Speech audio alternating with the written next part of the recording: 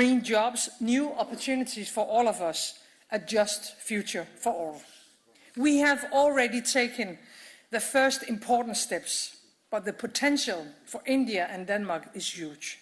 I truly hope and I truly believe that this partnership will bring us even closer together. So first of all, a very warm welcome to Denmark. Thank you for allowing me to participate this afternoon, and please allow me now to introduce my friend, Prime Minister Modi.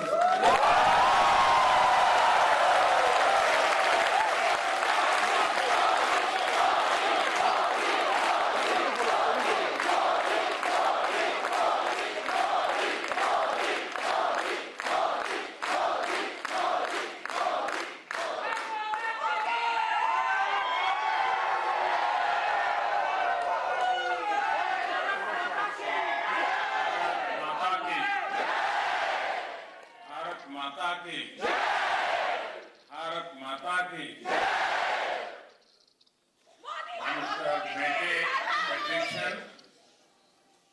Denmark के हमारे मित्रगण और वतन की मिट्टी की खुशबू को मन में बसाए मेरे प्यारे भारतीय भाई और बहनों,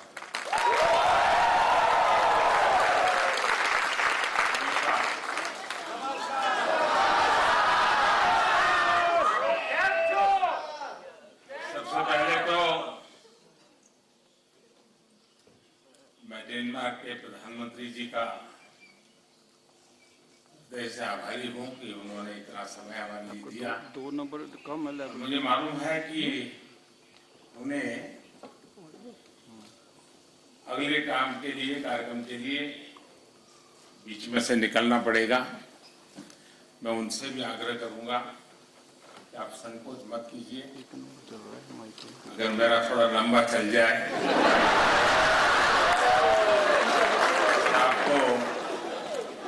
आपको निकलना है तो बिना संकोच जरूर निकल सकते हैं।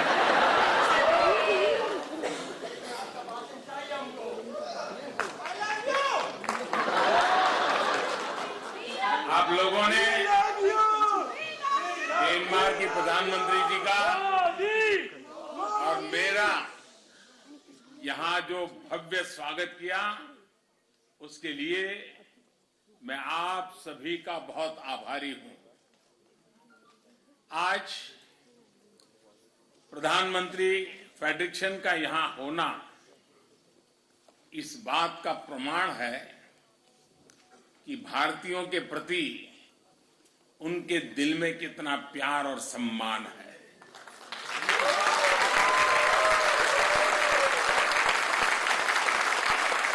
मैं उन्हें इस कार्यक्रम के लिए समय निकालने के लिए, यहां रूबरू आने के लिए हृदय से बहुत बहुत धन्यवाद करता हूं।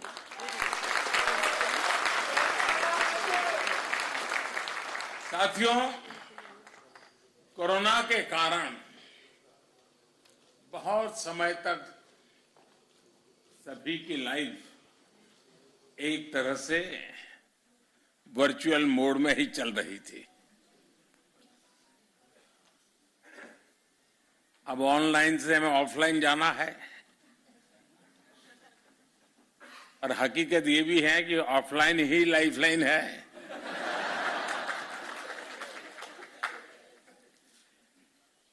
पिछले साल जैसे ही आवाजाही मुमकिन हुई तो प्रधानमंत्री फेडरेशन पहली हेड ऑफ द गवर्नमेंट थी जिनका हमें भारत में स्वागत करने का अवसर मिला था।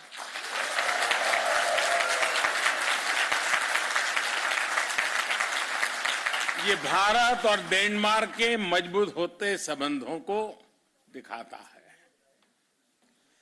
और खास बात यह है कि हमारी ग्रीन स्ट्रेटेजिक पार्टनरशिप प्रधानमंत्री फेडरेशन की व्यक्तिगत प्राथमिकताओं और उनकी वैल्यूज से गाइडेड है। आज उनके साथ मेरी जो चर्चा हुई है उससे दोनों देशों के संबंधों को नई ताकत मिलेगी, नई ऊर्जा मिलेगी।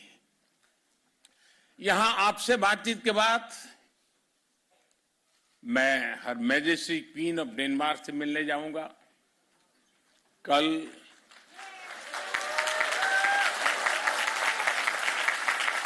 नॉर्डिक इंडिया समिट में नई संभावनाओं की तरफ हम बढ़ने वाले हैं।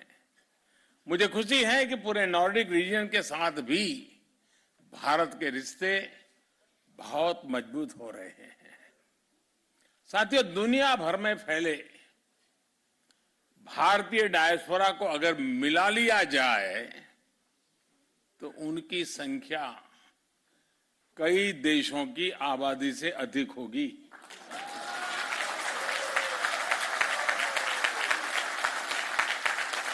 उनका पहनावा, खान पान भले ही अलग अलग हो, लेकिन हमारी सोशल हार्मनी, वननेस और को एग्जिस्टेंस की जो वैल्यूज सभी भारतीयों में एक समान है और यही हमारी ताकत है।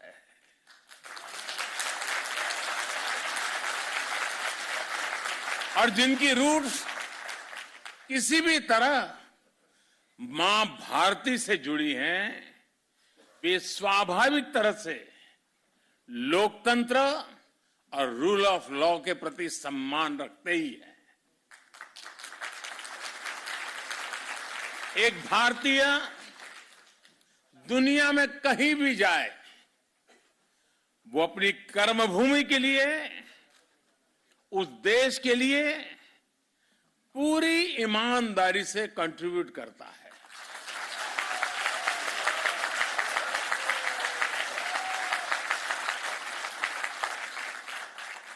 अनेक बार जब मेरी वर्ल्ड लीडर से मुलाकात होती है तो अपने देशों में बसे भारतीय समुदाय की उपलब्धियों के बारे में मुझे बड़े गर्व से बताते हैं। वे इंडियन कम्युनिटी के परिश्रम और शांतिपूर्ण नेचर की सराहना करते थकते नहीं हैं।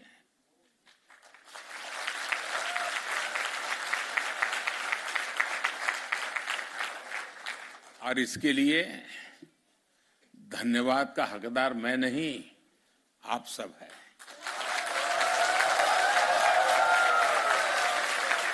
आप लोगों का व्यवहार, आप लोगों के संस्कार, ये उसके मूल में है। और इसलिए मैं सबसे पहले ये जो बधाइयां मुझे मिलती हैं वो सारी आपको समर्पित करता हूं।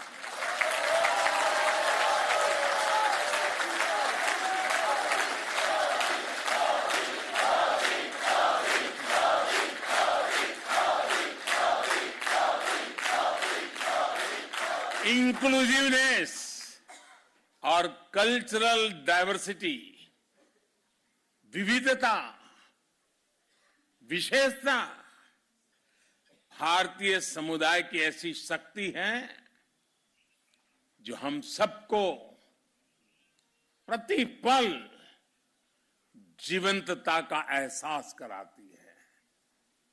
हजारों वर्षों के कालखंड ने इन वैल्यूज को हमारे भीतर विकसित किया है। आप यहां डेनमार्क में ही देखिए, भारत के अलग अलग राज्यों से लोग यहां आए हैं, बसे हैं। कोई तेलुगु बोलता है, कोई पंजाबी, कोई बांग्ला आणि कोई मराठी आणि કેટલા કેમ છો गुजराती। तो कोई तमिल वणक्कम से शुरू करता है, तो कोई मलयाली, कोई उड़िया जय जगन्नाथ, कोई कन्नड़ा, तो कोई असमिया। भाषा कोई भी हो, लेकिन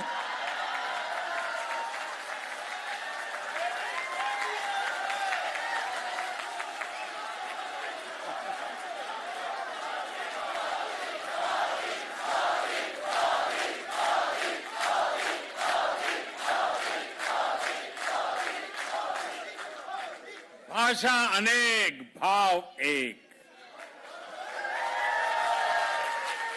भाषा कोई भी हो, लेकिन हम सभी के संस्कार भारतीय ही है।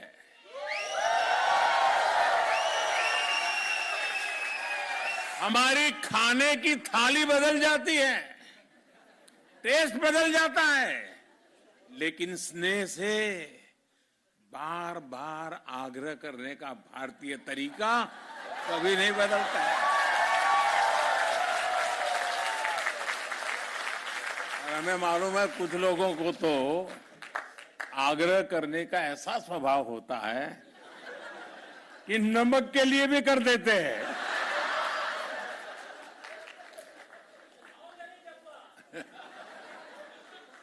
हम राष्ट्र रक्षा के लिए मिलकर खड़े होते हैं, राष्ट्र निर्माण में मिलकर जुटते हैं।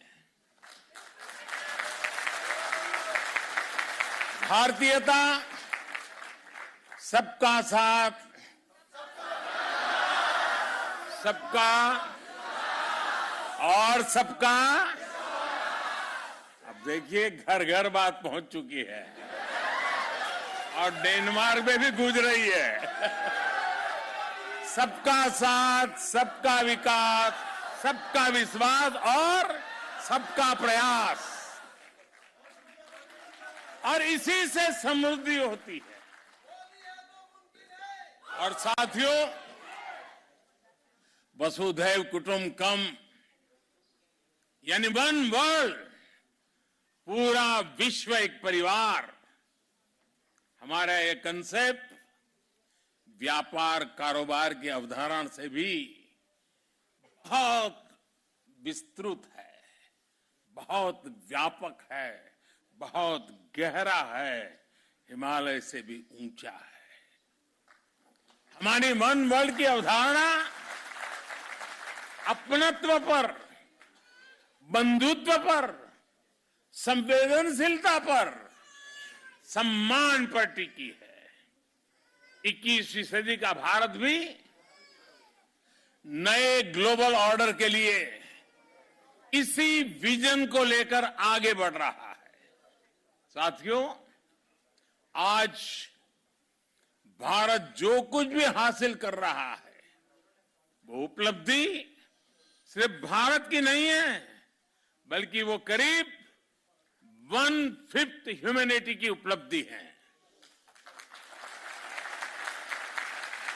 कल्पना कीजिए कि अगर भारत में हम वैक्सीनेशन को हर परिवार तक नहीं पहुंचा पाते तो उसका दुनिया पर क्या असर होता। अगर भारत मेड इन इंडिया सस्ती और प्रभावी वैक्सीन पर काम न करता, बड़े स्केल पर प्रोडक्शन न करता, तो दुनिया के अनेक देशों की स्थिति क्या होती।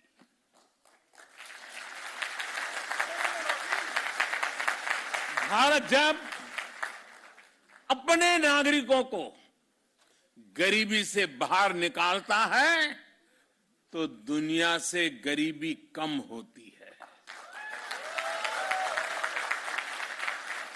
भारत में जब गरीब को housing, sanitation, clean drinking water, free health care, financial inclusion, ऐसी जब अनेक सुविधाएं मिलती हैं तो इससे दुनिया के अनेक देशों को एक नया विश्वास मिलता है।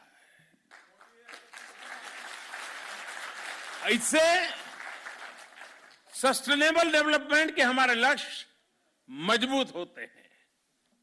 भारत के हर घर में लगा हर एलईडी बल्ब, भारत में लग रहा हर सोलर पैनल जितना एमिशन बचाता है, वो क्लाइमेट एक्शन के संकल्प को और अधिक मजबूत करता है। साथियों, स्टीरियोटाइप्स और साइलोस को तोड़कर जो सक्सेस मिलती है वो देश को नई ऊंचाई पर ले जाती है। आपको याद होगा जब मैंने डिजिटल इंडिया की बात की थी तो कुछ लोग कई तरह के सवाल उठाते थे। हिंदुस्तान में डिजिटल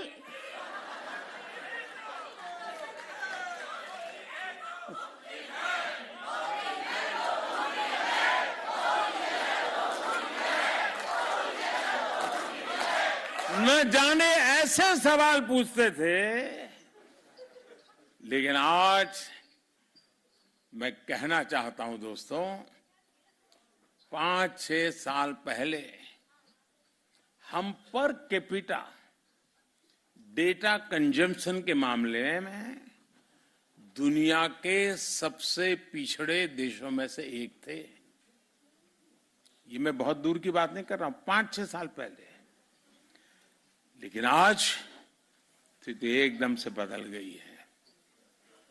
अनेक बड़े देश मिलकर जितना per capita mobile data consume करते हैं उससे ज्यादा हम भारत में करते हैं। सबसे बड़ी बात यह है कि आज जो भी नया यूजर जुड़ रहा है वो शहरों से नहीं है, दूर सुदूर जंगलों में रहने वाले भारत के छोटे छोटे गांव है दोस्तों।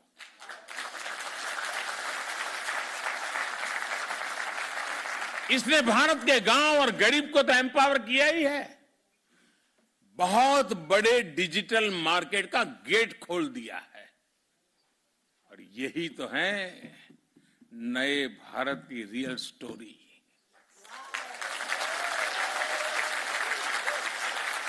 देश का मिजाज कैसे बदलता है इसका एक और उदाहरण मैं आपको बताना चाहूंगा। यह हमारी आजादी का 75वां साल है। लगभग 75 महीने पहले, 75 मंथ्स पहले की बात मैं कर रहा हूं, हमने स्टार्टअप इंडिया कार्यक्रम शुरू किया था। तब स्टार्टअप इकोसिस्टम के रूप में दुनिया में भारत की कोई गिनती ही नहीं थी, नाम कहीं उल्लेख ही नहीं होता था। आज हम यूनिकॉर्न्स के मामले में दुनिया में नंबर 3 पर खड़े हैं।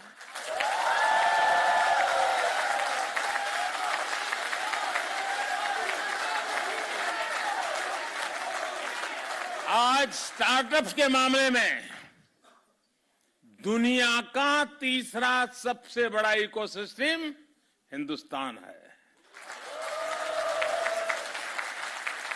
2 साल पहले जब दुनिया कोविड से जूझ रही थी, मौत कब आकर के धमकेगी, परिवार में कौन मुसीबत में फंस जाएगा, बाहर निकल पाएंगे कि नहीं निकल पाएंगे, उस समय संकट के बादल घिरे हुए थे, चिंताएं चारों तरफ फैली हुई थी। उस समय भारत का नौजवान, उस स्थिति को याद कीजिए दोस्तों, भारत का नौजवान करीब करीब हर महीने एक यूनिकॉर्न बना रहा था।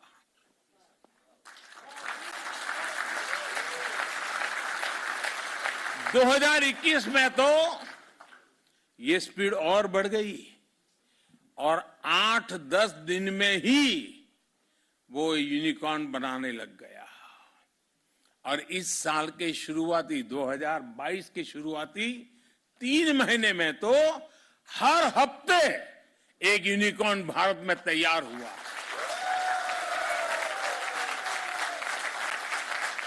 साथियों, भारत की ताकत,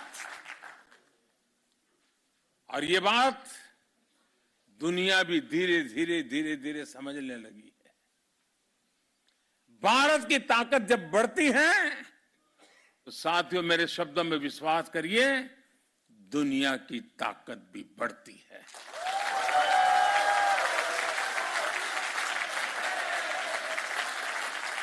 फार्मेसी ऑफ द वर्ल्ड, इस भूमिका में भारत ने मुश्किल समय में पूरी दुनिया का साथ दिया है।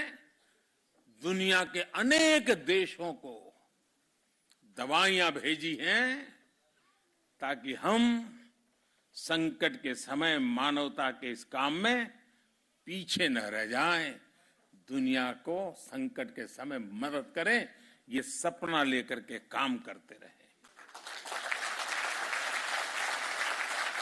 भारत जब फूड ग्रेन्स के मामले में आत्मनिर्भर हुआ है तो दुनिया को भूखमरी से बचाने के लिए खुले दिल से ऑफर कर रहा है।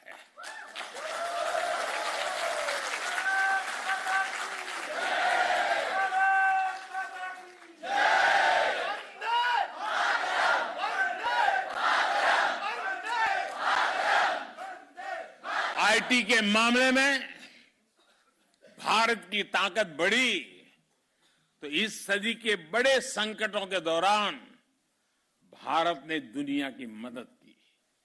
आज भारत एक बड़ी डिजिटल ग्लोबल पावर है, लेकिन इसको भी हमने अपने तक सीमित नहीं रखा है, बल्कि दुनिया के साथ हम शेयर कर रहे हैं। भारत के पास स्केल और स्पीड के साथ साथ शेयर एंड केयर की वैल्यू भी है। इसलिए ग्लोबल चैलेंजेस से निपटने के लिए भारत की कैपेसिटी में इन्वेस्ट करना वो सिर्फ भारत के लिए नहीं, दुनिया के लिए भी भलाई का काम है, दुनिया के हित में है। भारत की आत्मनिर्भरता में एक सशक्त ग्लोबल सप्लाई चेन का भविष्य जुड़ा है। वैश्विक सप्लाई चेन्स में भारत एक ट्रस्टेड और रिलायबल पार्टनर बन रहा है। साथियों, दुनिया को बेहतर बनाने के लिए भारत और डेनमार्क की साझेदारी बहुत अहम है।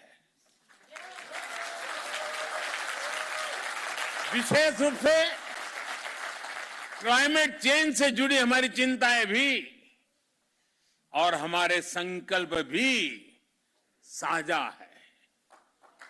क्लाइमेट को जो नुकसान हुआ है उसमें भारत की भूमिका बहुत नगण्य है। दुनिया को तबाह करने में हिंदुस्तानियों की कोई भूमिका नहीं। हम तो वो लोग हैं जो पौधे में भी परमात्मा देखते हैं।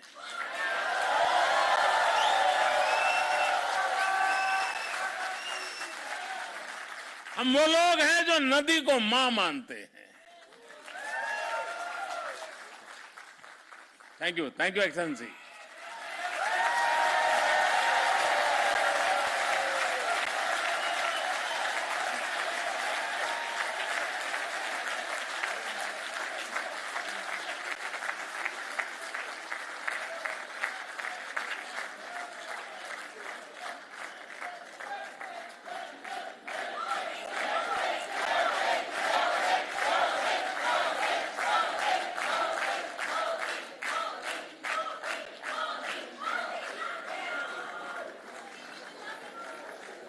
इतने व्यस्त समय में भी प्रधानमंत्री जी का यहाँ आकर के बैठना, हम सबसे बात करना, ये आप लोगों के प्रति उनका कितना प्यार है उसका ये उदाहरण है।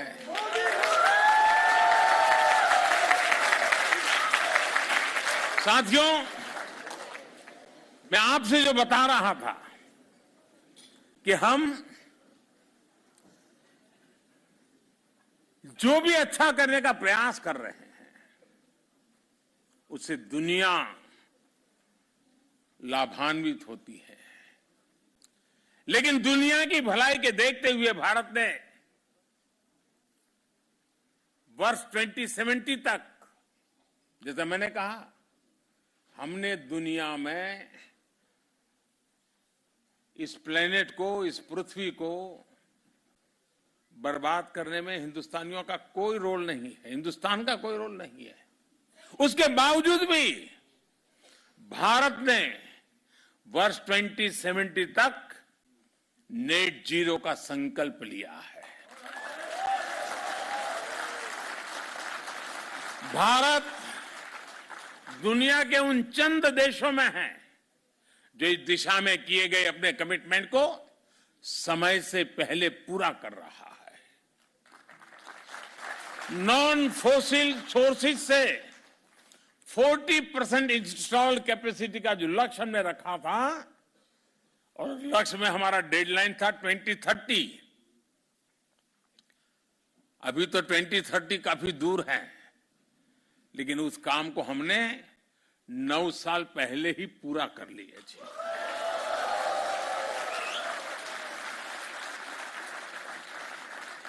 भारत में आज हम बहुत सस्ती सोलर एनर्जी पैदा कर रहे हैं। उसकी पर यूनिट कीमत सिर्फ 2.5 रुपये है, यानी 3 यूरो सेंट से कम भी कम। 1 यूनिट बिजली 3 यूरो सेंट से भी कम।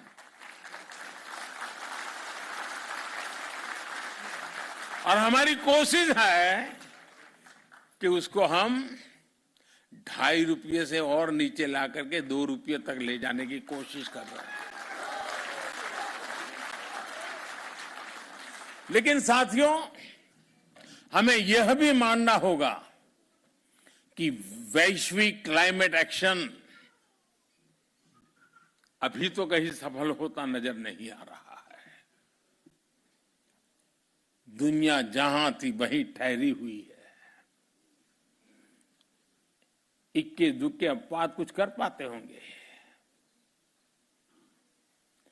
लेकिन हम कर पा रहे हैं। इसका कारण क्या है? इसका कारण यह है कि हम क्लाइमेट एक्शन को सरकारों की मल्टीलेटरल संस्थाओं की जिम्मेदारी के रूप में देख। जब तक सोसाइटी इससे जुड़ा महसूस नहीं करेगी, मोदी मोदी करने से नहीं होता है।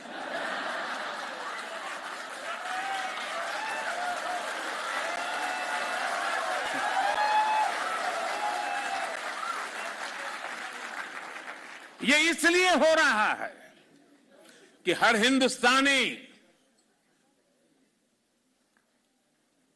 वचनबद्ध होकर के, संकल्पबद्ध होकर के खुद से जो हो सकता है करता है। और जब हर व्यक्ति इसे खुद का दायित्व मानता है तो लक्ष्य से हम कभी दूर नहीं रहते दोस्तों। और आज हिंदुस्तान इसलिए कर पा रहा है।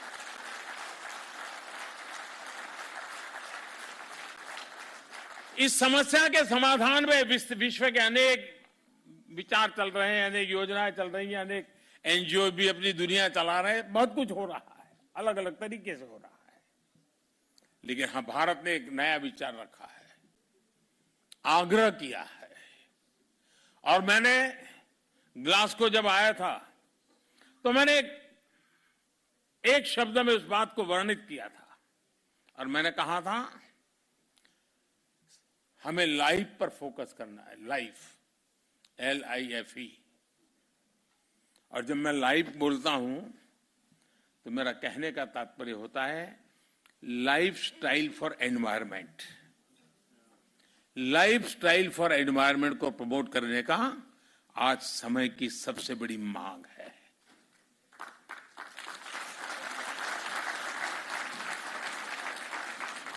कंजम्पशन ओरिएंटेड अप्रोच, इससे बाहर निकलना बहुत जरूरी है। यूज एंड थ्रो वाला माइंडसेट प्लेनेट के लिए नकारात्मक है। हम कितना यूज करते हैं ये पॉकेट की साइज से नहीं बल्कि जरूरत से तय हो।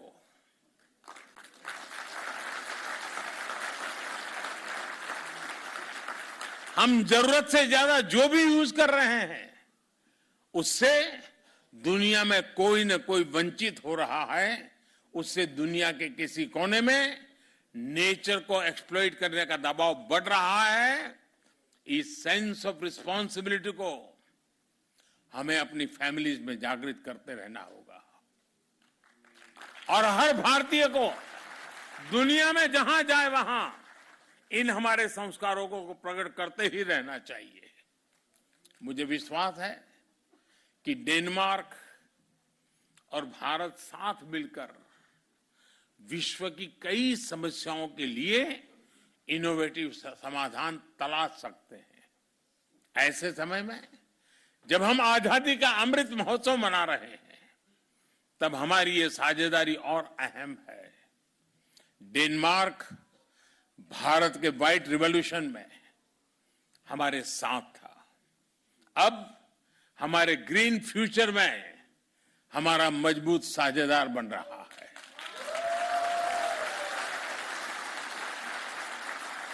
हमारे बीच इलेक्ट्रिक मोबिलिटी से लेकर green hydrogen, waste to wealth, sustainable urbanisation, green shipping, science, technology और इनोवेशन में सहयोग की अनंत संभावनाएं हैं। जैसा मैंने पहले कहा, आज भारत सोलर और विंड एनर्जी का दायरा बढ़ाने के लिए व्यापक काम कर रहा है। बायोफ्यूल से हमारे किसानों की आय बढ़ाने और हाइड्रोकार्बन पर निर्भरता कम करने के लिए बड़ा इंफ्रास्ट्रक्चर बन रहा है। डेनमार्क की कंपनियों के पास इन क्षेत्रों में उल्लेखनीय एक्सपीरियंस भी है। इसलिए भारत में डेनिश इन्वेस्टमेंट के बहुत बड़े अवसर है।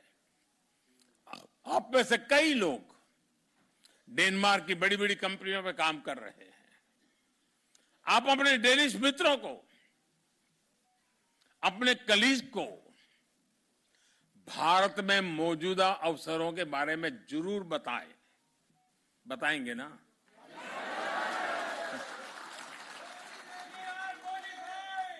ऐसा ना हो कि मोदी जी ने हमको तो परोस दिया लेकिन हम किसी को परोसेंगे नहीं।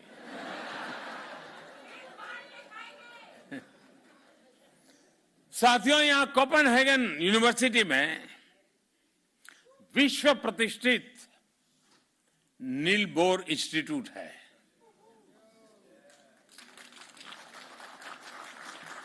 आप सभी नील बोर के बारे में अवश्य जानते होंगे। फंडामेंटल फिजिक्स के इतिहास में वे सबसे इलस्ट्रियस व्यक्तियों में से एक है। उनकी इंटेलेक्चुअल उपलब्धियों के अलावा नील बोर इसलिए भी सम्मानित है क्योंकि उन्होंने अपने समय में कई टॉप साइंटिस्ट का जीवन बचाया था। लेकिन बहुत कम लोगों को इस बात का पता है कि नील बोर को जब खुद इंटेलेक्चुअल शरण की आवश्यकता होती थी तो वे भारत के स्क्रिप्चर्स की तरफ जाते थे।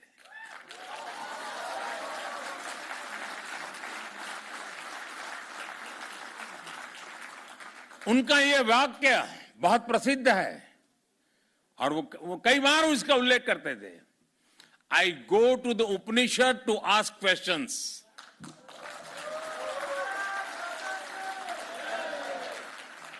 आज नम्रतापूर्वक लेकिन बड़े विश्वास के साथ हम अपने डेनिश दोस्तों को यह कहना चाहते हैं, come to India to jointly find answers to the problems of the planet.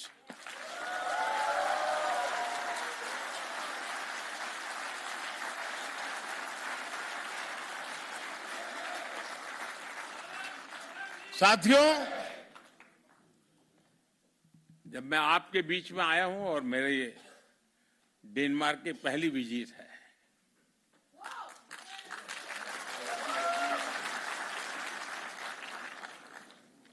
तो मैं आपसे कुछ मांग सकता हूं?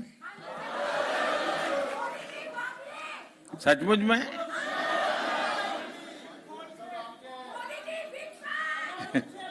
अब मैं मांगूंगा और आप मानेंगे नहीं तो? मानेंगे लेकिन अगर करेंगे नहीं तो? पक्का करेंगे? कितने लोग हैं जो वादा पूरा करेंगे?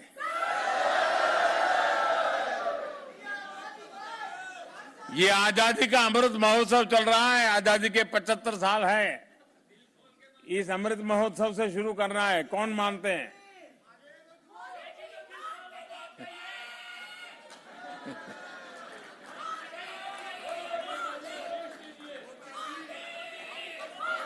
अगर आप मानने वाले हैं तो मैं बताऊं, मैं देख रहा हूं कि धीरे धीरे आवाज कम हो रही है आपकी। आपको लग रहा है कि कोई मुसीबत आ रही है। ऐसा ही हो रहा है ना? मैं दुनिया में हमारे जितने देशवासी रहते हैं, दुनिया के किसी भी कोने में कह रखते हो, उनसे मेरा एक आग्रह है, आप अपनी आवाज जरा कम करो, आपकी आवाज कम करो। अब सबने देख लिया आप कहां बैठी हो।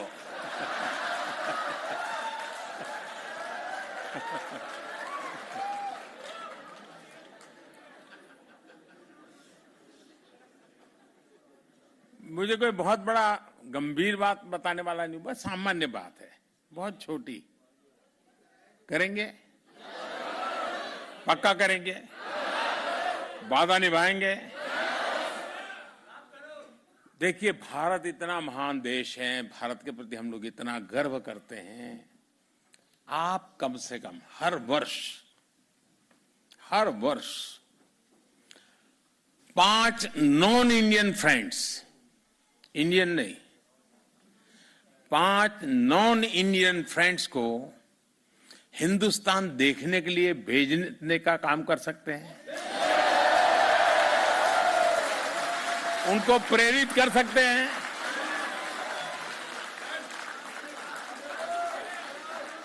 अभी से टारगेट कीजिएगा, हाँ इन 5 को तो मुझे हिंदुस्तान देखने के लिए भेजना है, और फिर उसको समझाइए। देखिए, हमारे यहां दक्षिण में ये है, तमिलनाडु में ये है, ओडिशा में ये है, बंगाल में ये है, जाइए।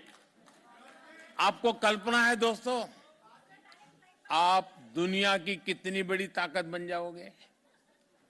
फिर ऐसा मत करना कि वहां डायरेक्ट फ्लाइट नहीं है,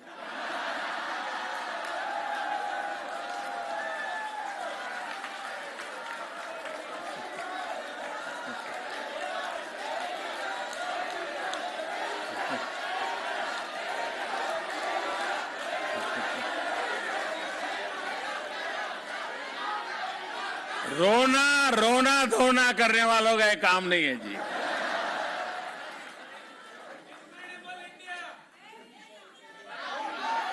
एक जमाना था जब हवाई यात्राएं नहीं थी, मेरा देश ऐसा था कि दुनिया के लोग हजारों किलोमीटर पैदल यात्रा करके मेरा देश देखने के लिए।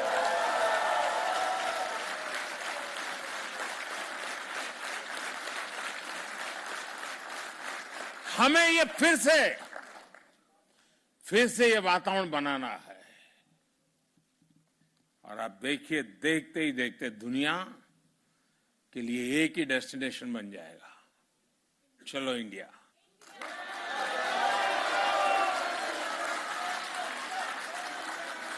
और ये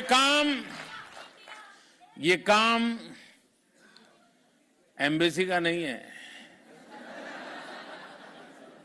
ये काम राजदूतों का नहीं है, ये काम आप जैसे राष्ट्रदूतों का है।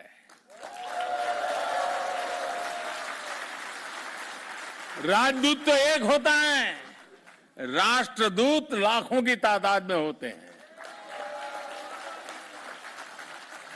तो करेंगे? अब कुछ आवाज में दम है। चलिए दोस्तों, मुझे बहुत अच्छा लगा, आप सबसे मिलने का मौका मिल गया, और आप लोगों का उत्साह, उमंग पूरे हिंदुस्तान में खबर पहुंच गई होगी। आप भी तो वहीं से लाइव करते होंगे शायद बैठे बैठे। बहुत बहुत धन्यवाद दोस्तों। भारत माता की, भारत माता की, भारत माता की। वंदे वंदे वंदे वंदे वंदे वंदे वंदे वंदे वंदे। Whoa! What a grand and memorable moment. What a grand and memorable moment for all of us. We have just witnessed a history in making. Long live India-Denmark partnership.